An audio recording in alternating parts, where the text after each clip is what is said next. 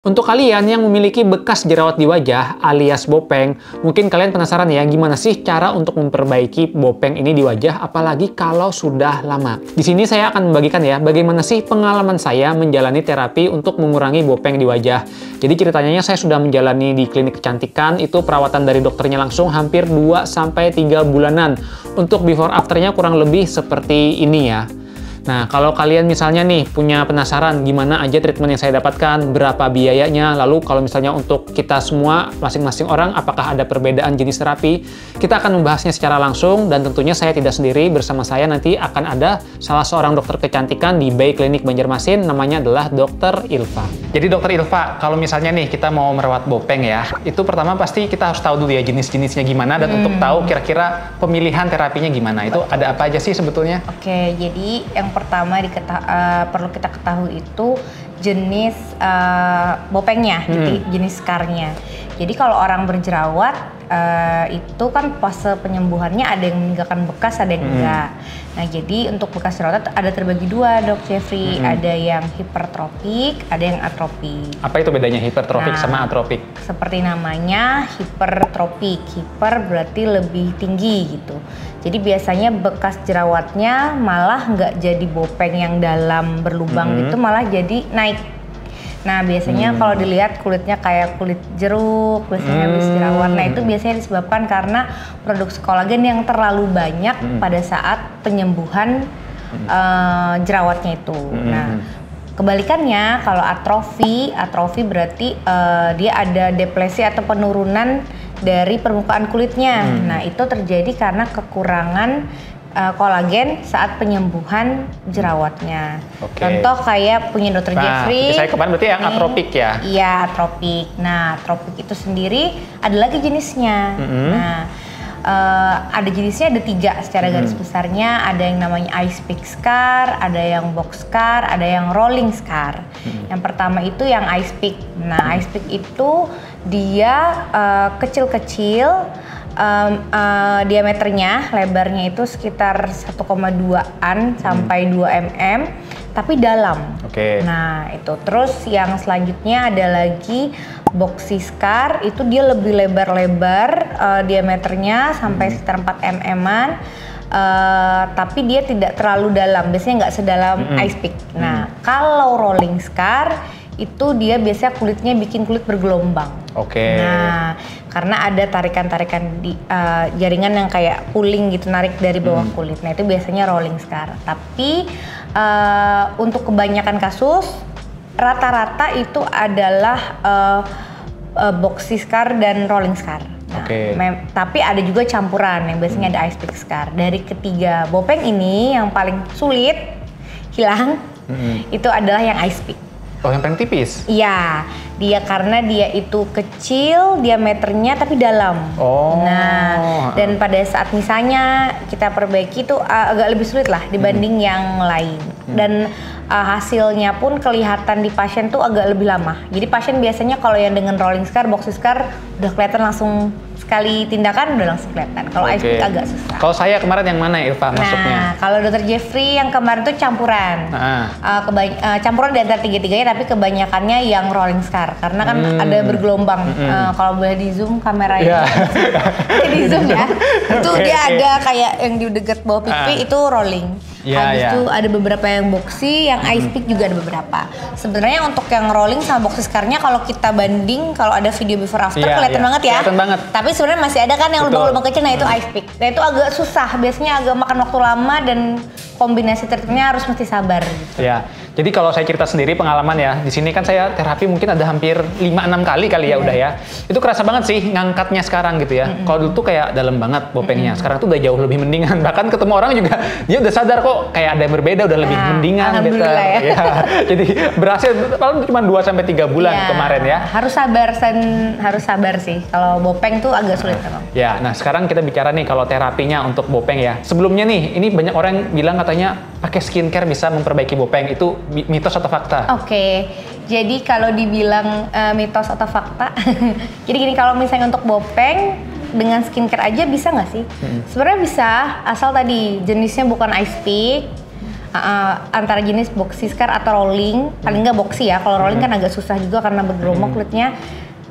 Dan waktu terbentuknya bopeng. Jadi kalau bopengnya udah menahun tuh nggak bisa. Oh, kalau gitu. bopengnya masih baru-baru, kayak baru dalam 1 tahun, misalnya itu masih bisa. Misalnya kita menggunakan bahan aktif seperti niacinamide, habis itu atau mungkin yang ada eksfoliasinya sedikit itu bisa bantu. Tapi kalau bopengnya sudah dalam, sudah menahun, wah itu nggak bisa. Memang harus ada intervensi tindakan.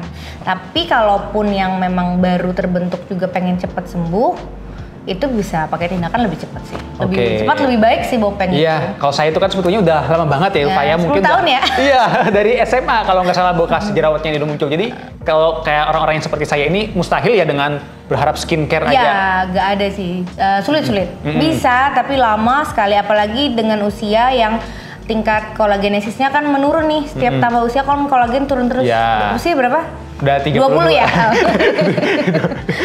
20 tambah 12. Nah, sekarang kalau kita bicara terapi bopeng ya, itu ada apa aja sih pilihan-pilihannya gitu ya. Mungkin kita bagi dulu dari yang murah-murah dulu nih. Yang murah-murah. Kisaran range berapa itu ada apa aja? Yang murah-murah. Sebenarnya sih ada beberapa pilihan, tapi yang penting tujuan terapinya sih. Balik ke tujuan terapi. Ini aku bagi dulu ya, misalnya untuk boxy scar sama rolling scar, itu biasanya sebenarnya hal yang paling bisa dilakukan dan harus dilakukan pertama kali itu adalah subsisi. Itu yang rolling dan boxy ya dok, boxy scar. Tapi kalau misalnya ice pick itu beda lagi. Nah ngomong yang dua ini, pertama itu kita harus subsisi sih. Karena subsisi scar itu adalah kita melepaskan jaringan yang narik di bawahnya itu tadi. Nah sedangkan yang dua jenis bekas jerawat ini, boxy dan rolling scar, itu dia tarikannya kuat, itu harus dirilis dulu. Nah, setelah itu baru nanti tahap selanjutnya, misalnya mau yang agak sesuai budget, nah itu bisa kita dengan PRP, microneedling tradisional yang digesek, microneedling, dermapen atau meso itu bisa. Nah, baru nanti bisa dibantu sama skin booster. Jadi itu yang kalau yang murah-murahnya, tapi gold standarnya kita subsisi dulu. Dijelasin dikit mungkin subsisi karena katanya kan cukup penting ya.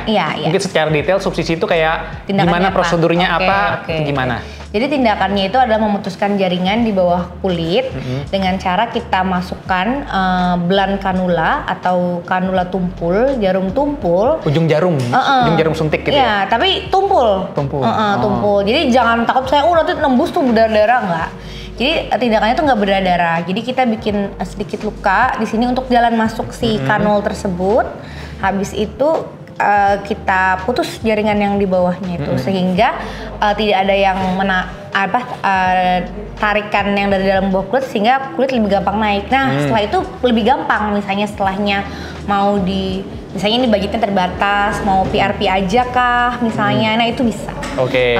Tapi awalnya kita harus subsisi dulu, itu utama terutama untuk dua jenis itu ya. Tapi tidak menutup kemungkinan yang ice pick juga bisa. Ice pick itu kan dia kecil-kecil, diameternya tapi dalam, bisa kita bantu. Tapi mungkin hasilnya nggak sesignifikan di dua jenis tadi. Mungkin orang ice pick scar setelah di subsisi kok nggak terlalu naik ya dok. Nah gitu. Tapi kalau yang boxy sama rolling udah pasti berasa. Makanya kan foto before after kan langsung kelihatan, bisa dipampang. Biasanya kadang pasien-pasien itu harus tahu juga sih jenisannya apa. Nah untuk ice pick sendiri apa nih dok misalnya? Kalau memang belum pernah diapa-apain bopengnya, saya sih tetap saran subsisi. Tapi nih misalnya pasiennya saya sudah pernah PRP dok 4 kali, 6 kali dari si ice pick. Biasanya sih aku saran kita injeksi skin booster aja gitu. Tidak aku sarankan subsisi. Jeda berapa bulan dulu baru nanti subsisi. Karena memang tadi ice pick itu nggak terlalu ngefek. Karena kan kita pasien kan berharapnya langsung kelihatan. Kan lihat hasilnya, kok dok ini kelihatan, ternyata beda jenis. Nah mungkin saya mau cerita dikit, kemarin kan saya sempat jalanin subsisi ya, itu 1 kali ya. Itu bunyinya satisfying ya, ada keretek-keretek ya gitu. Yang mengerjakan sih yang satisfying. Yang mengerjakan satisfying ya. Yang mendengar ngeri ya. Itu bunyi apa itu? Itu adalah ini diputus jaringan bawah kulit tadi yang narik tadi. Kan itu kan karena kolagennya nggak sempurna kan dok Jeffrey. Jadi dia pada saat penyembuhan itu harusnya naiknya pas nih nggak, jadi ada yang narik ke bawah gitu, belum tuntas. Nah itu kita putus biar kulitnya bisa naik. Oke, jadi bunyi yang pemutusan jaringan yang nariknya itu tadi ya.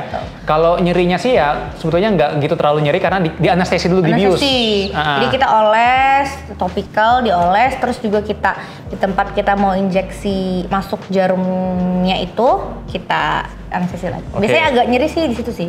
Saat masukkan biusnya itu ya. Biasanya sih untuk tindakan subsisi kan pada dasarnya subsisi hanya memutus jaringan ya.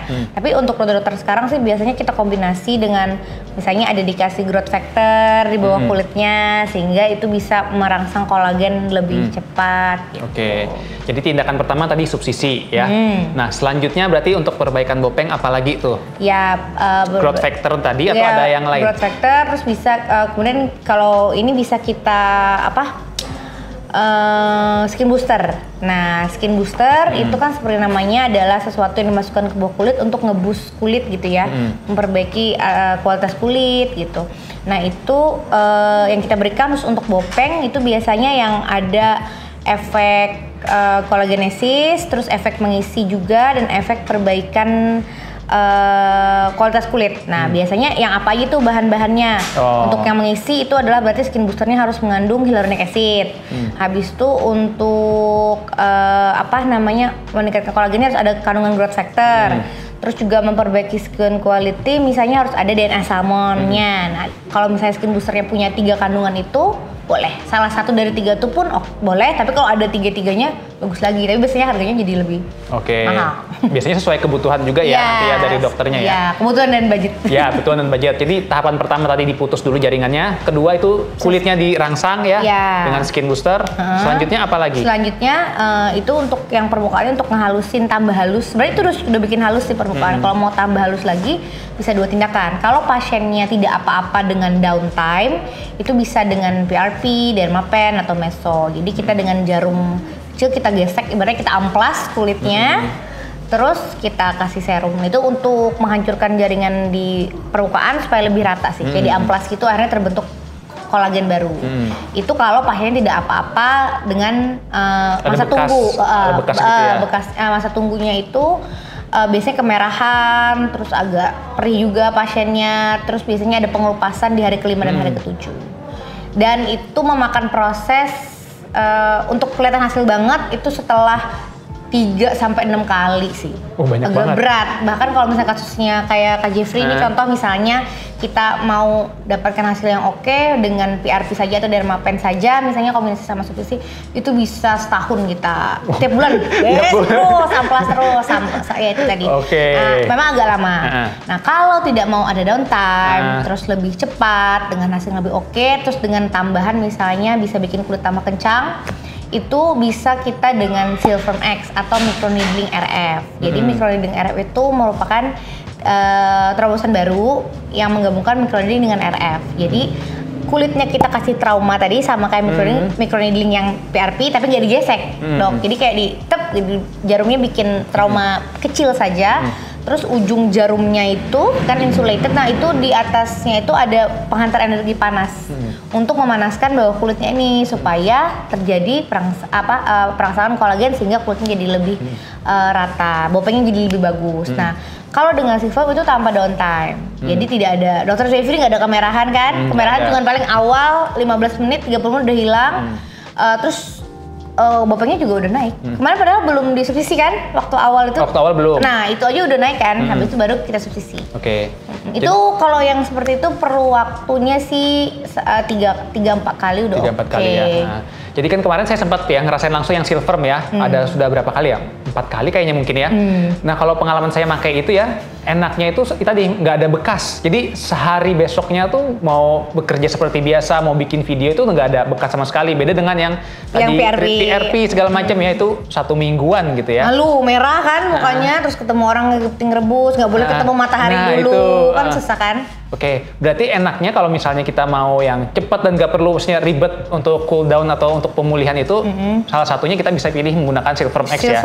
Silverm X ini dengar-dengar kalau di Kalimantan cuma ada di Bayi Klinik Banjarmasin masih ya? Iya, cuma di sini aja. Jadi sampai saat ini ya. Sampai saat ini ya. Jadi kira-kira nih kalau untuk terapi itu nih, itu gimana dampaknya untuk jangka panjangnya? Apakah bisa permanen atau nanti bakal kembali? Iya. Jadi kan karena konsepnya itu adalah untuk merangsang kolagen sehingga nanti ada efek tightening-nya. Jadi itu lebih untuk efeknya lebih jangka panjangnya lebih bagus sih. Kalau untuk Silverm ya, selain untuk Bopeng sendiri, itu juga bisa bikin kebutuhan kita terhadap botox misalnya untuk tightening itu bisa berkurang. Jadi kalau saya pribadi udah pernah pakai, biasanya botox itu harus setahun bisa 2-3 kali, saya setahun sekali aja. Ini masih juga baru aja. Mulai balik lagi, jadi memperlama efek-efek yang lain-lain gitu. Jadi Bopeng juga jadi lebih bagus, terus kulit lagi lebih kencang. Manfaatnya banyak sih. Oh, manfaatnya luas ya, bukan cuma untuk Bopeng aja. Untuk flek juga bisa. Untuk apa? Flek. Oh, flek. Melasma bisa. Jadi ada settingannya gitu Dr. Jeffrey. Tapi Dr. Jeffrey udah merasakan sendiri. Kalau misalnya nih Dr. Jeffrey kemarin kita cuman misalnya subsisi terus hanya misalnya ya PRP atau meso mungkin hasilnya nggak kayak gini. Jamin nggak? Soalnya saya sudah pernah ngeliat pasien sendiri. Saya sendiri pernah Bopeng. Itu mungkin boleh ditampilin ya. Jadi waktu pertengahan tahun kemarin saya jerawat di sini banyak banget.